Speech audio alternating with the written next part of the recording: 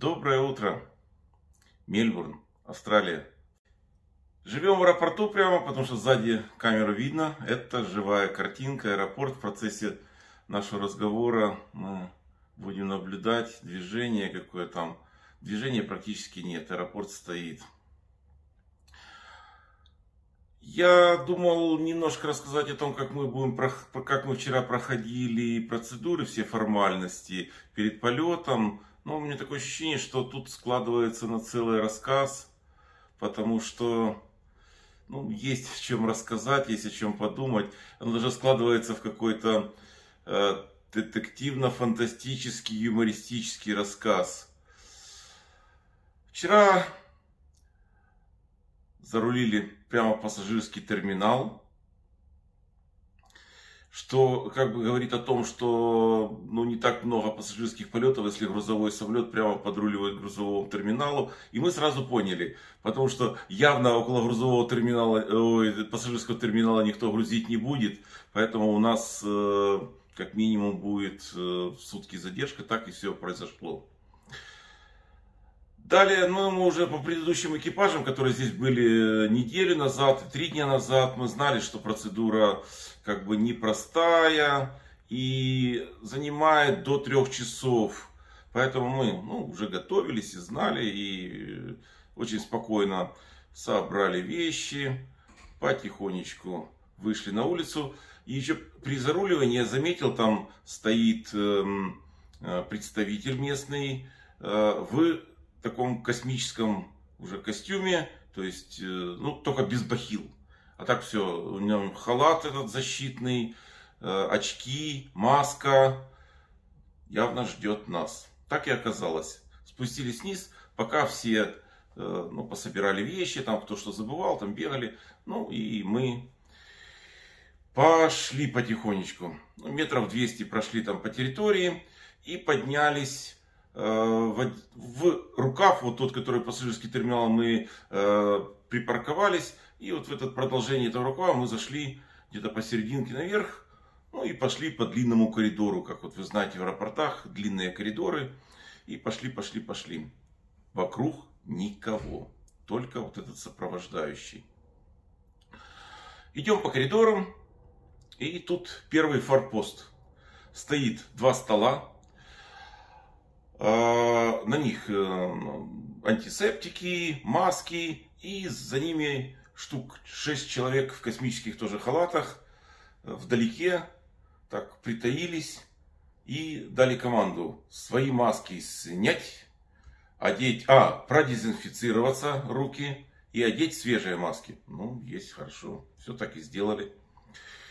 И начали по одному подходить к ним. 2 человека с термометрами в руках. Начали мерить температуру. У меня раз нажала, что-то не то. 2 нажала, опять что-то не то. 3 раз нажала, начал уже по сторонам смотреть.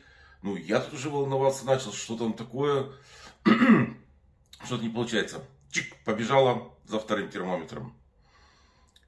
Приносит. Опять нажимает. Опять не получается. Я уже начинаю нервничать. Тут думаю, может у меня там превышение сумасшедшей температуры. Оказывается, то ли термометр, то ли что. А оно low показывает. То есть ниже установленного уровня. То есть совсем за полет холодный стал. Оказывается, термометр все-таки неправильный. Потом померили 36,3. Думал, все, померили температуру. Замечательно. Но не тут-то было. Начали задавать коварные вопросы. И очень интересно, что задает: а делали вы тесты на положительные тесты?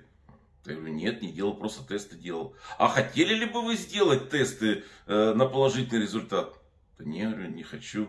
И вот еще дальше там штук 15 вопросов. Это в течение 1,5 минуты он персонально каждого опрашивал с замером температуры. Плюс у них полностью наши списки уже были, там все записано, и туда все заносились наши данные. Думаю, хорошо, ладно, померили. Думаю, может уже как бы где-то близко к окончанию процесса. Не тут-то было. Дальше мы, когда все закончили, пошли по длинному коридору. Знаете, вот эти коридоры в терминалах, довольно широкие. Так вот здесь людей нет, это опять же говорю. Коридор разделен пополам прозрачной стенкой такой, ну, с барной, она до самого потолка. На этой стенке написано «не прислоняться». Опять же, через каждые метров 20 стоит стол с антисептиками и с масками. Сопровождающий нас ведет. Время от времени стоит человек, который внимательно смотрит за нами. Ну, не знаю, может, для того, чтобы мы никуда не сбежали. Идем, долго идем. Ну, терминалы большие, никого нет, мы идем. Появляется, наконец-то, такой, ну, похоже, ну, значит, оно было, это паспортный контроль. Вот эти кабиночки и это. Ну, в кабинках опять сидят в космических костюмах. Я так понимаю, что там пограничники и, ну, приглашают нас. Даю паспорт. Он говорит, а где анкета? Не заполняли. Хорошо. Приносят анкеты. Ну, это анкеты, как всегда, что еды у нас нет, денег у нас не больше того, что должно быть.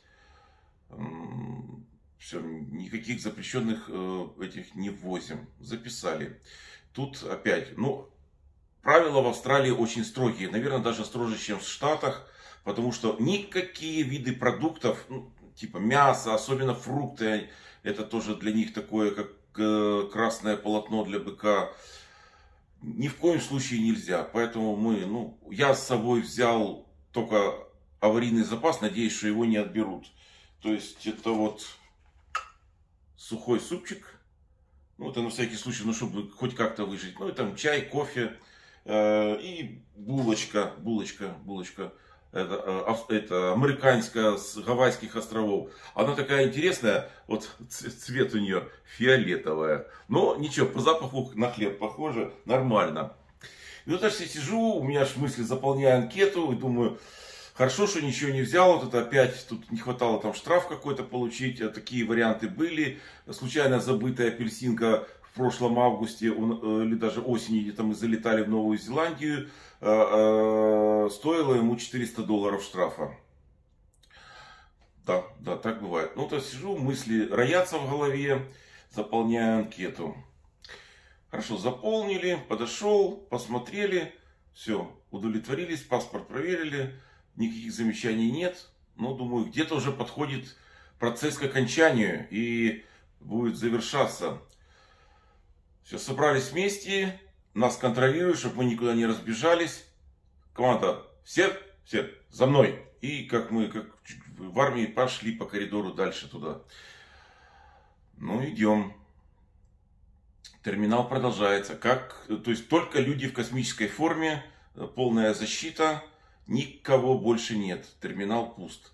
Идем. Приходим обычно там, где получают багаж. В этом месте, в этом зальчике организован пункт, ну, я даже не знаю, как его назвать, приема потенциально опасных в коронавирусном плане товарищей. Значит, представляет из себя такой оборудована из 6 мест такая площадочка, огорожена тоже такими прозрачными стенками. Говорят, вещи поставить здесь, вот тут построиться. Ну ладно, стали, ждем процесс. Я бы показал это все, но дело в том, что постоянно по терминалу идет объявление разного характера, в том числе о запрещении видео-фотосъемки, поэтому только вот сейчас надеяться на рассказ. Построились. Тут выходит товарищ, точно в такой же защите, с бумажечкой, с которой он читает. Не так просто рассказывает, а читает. Он представляется представителем Министерства здравоохранения, штата Виктория, Австралии.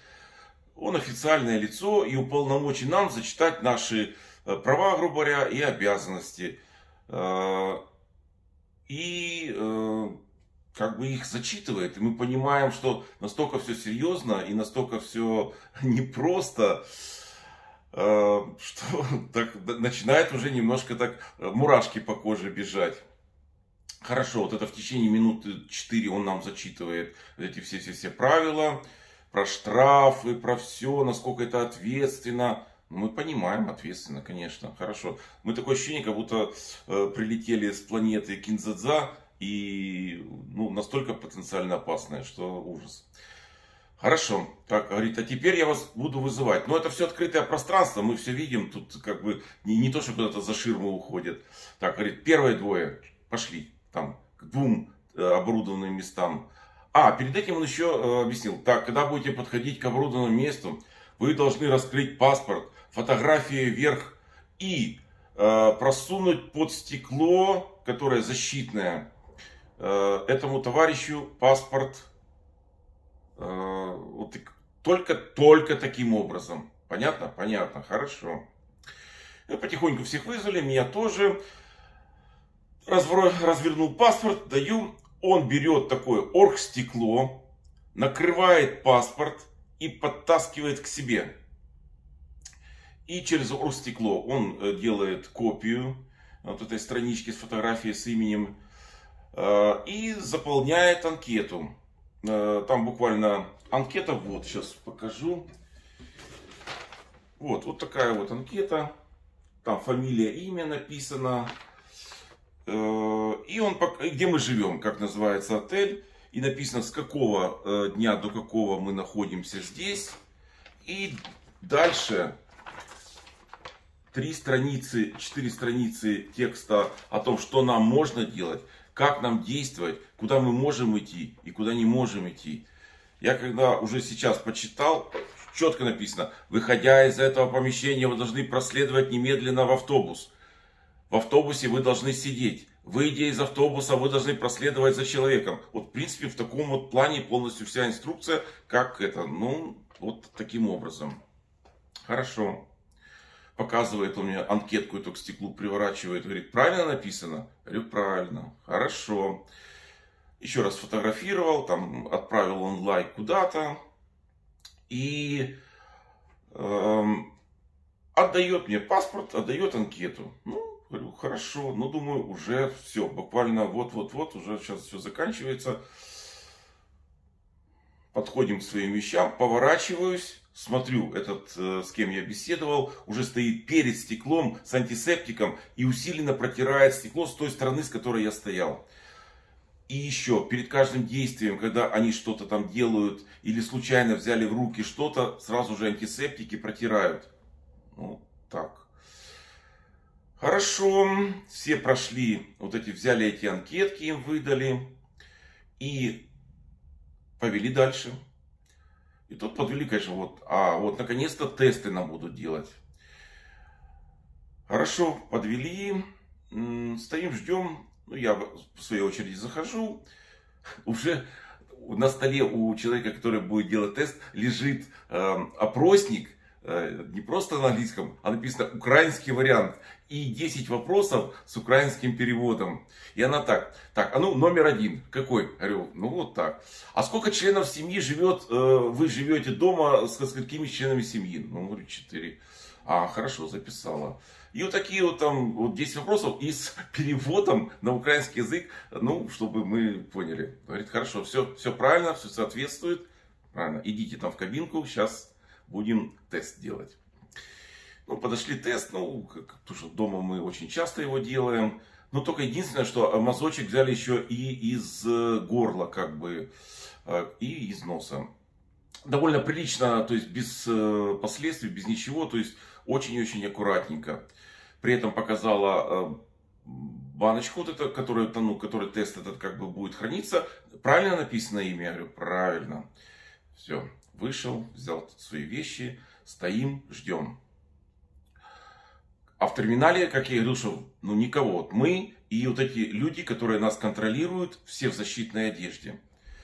Говорят, все, свободны, идем. Думаю, слава богу, поедем в гостиницу, уже хоть отдохнем немного. Выходим в аэропорт внутрь, во двор. Стоит автобус аэропортовский, который возит пассажиров по аэродрому. Нас показывают туда. Мы пошли, сели в автобус, сидим, двинулись. Едем, смотрю, в сторону нашего самолета едем. Думаю, сейчас отвезут на самолет и скажут, летите туда, откуда прилетели. Нет, проехали мимо, выезжаем из аэропорта. Открылся туда дверь в аэропортовскую, автобус выехал, мы остановились. Ну, думаю, сейчас будем пересаживаться в какой-нибудь гостиничный автобус. Не тут-то было. Дождался автобус, пока закроются эти ворота за нами. И мы поехали. Ну, по аэропорту едем, только снаружи уже. Останавливаемся около здания, которое вот в аэропорту. Я потом это все покажу, то что тут это все рядом. Остановились. Вокруг 4 полицейских. Но уже без космических костюмов, просто в масках и в жилетках этих светоотражающих. Вокруг автобуса так ненавязчиво так, стоят. Но мы сидим, думаем, тут экипаж говорит, у нас такое создалось впечатление, как в фильме «Мертвый сезон». Сейчас нас будут менять на кого-то. Сидим, ждем. Думаем, что дальше, куда? Куда ехать, куда чего, где гостиница? Наверное, все-таки, может, автобус ждем. Нет.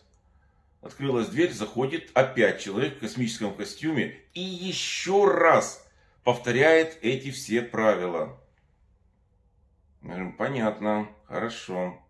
Закрывается дверь. Продолжаем ждать.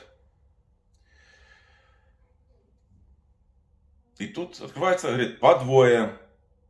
И выводит, и заводит в это здание, с которым мы рядом стоим.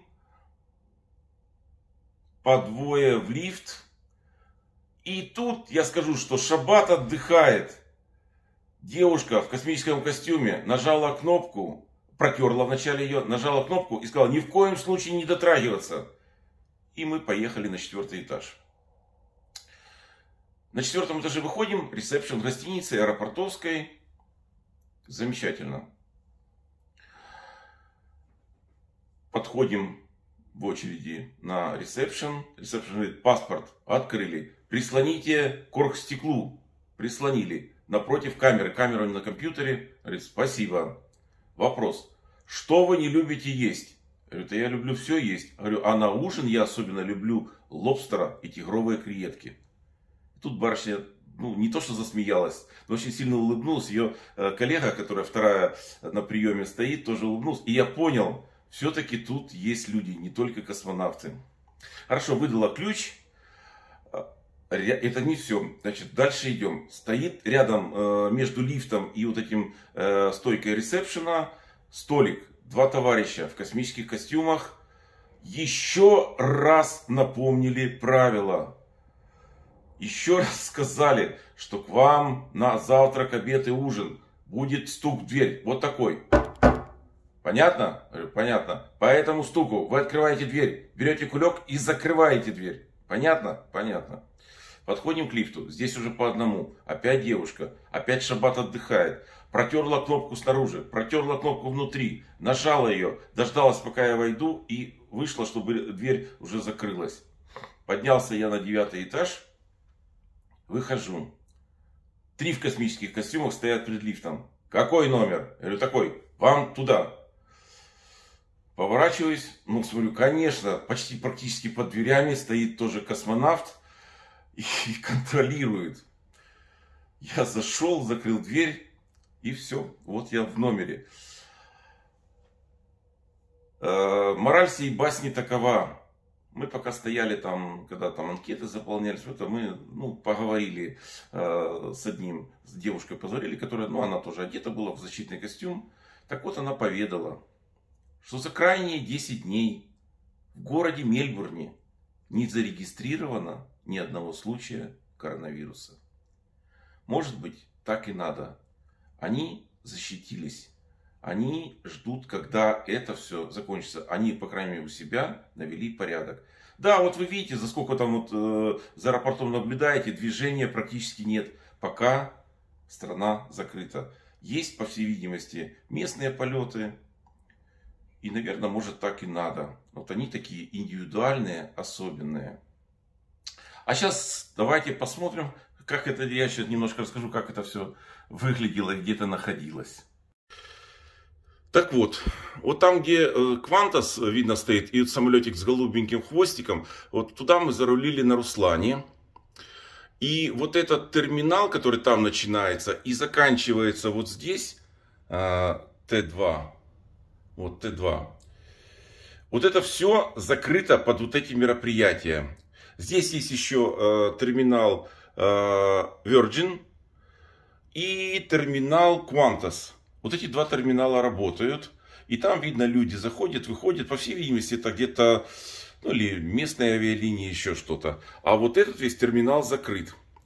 Так вот, вошли мы вот там и двигались по вот этому терминалу в сторону вот этого выхода. Вот это все движение происходило здесь. А в конечном итоге вышли мы там вот во внутреннем дворе за терминалом внутри на летное поле, сели в автобус и поехали.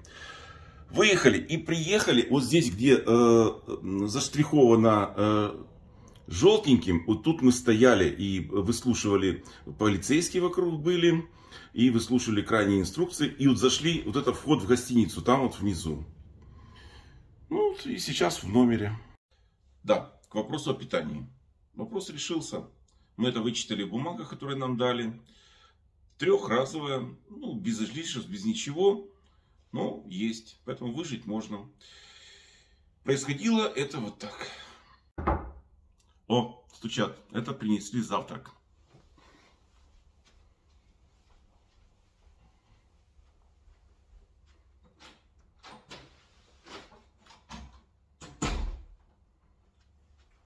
Вот. Так что сейчас посмотрим, что там внутри. Булочка. Салатик из фруктиков. Вкусненько. Сок Apple. Супер. Куки. И хороший на вид. Йогурт. Йогурт. Мусли, мюсли. Ну, тоже неплохо. Молоко. Супер. Ну и набор вилочек, но тоже нормально. Ну, в общем, такой вот. Слушай, так я останусь тут у них жить. Кормят 3 раза в день. Вот. А самолет стоит. Ну, вот они такие, это австралийцы. Они даже карту свою вот таким образом изображают. Именно вот так. Там сверху Австралия. И все. И еще было, мне думаю, а как же правильно определять, ну, где я нахожусь? И такая мысль пришла. Если увидишь человека, идущего вот так, да, хорошо, то это точно Австралия. Так что на этой веселой ноте хочется закончить рассказ. Вечером летим дальше. И через 4 дня будем в Лейпциге. Даже через 3 дня уже буду в Лейпциге. Дали буде.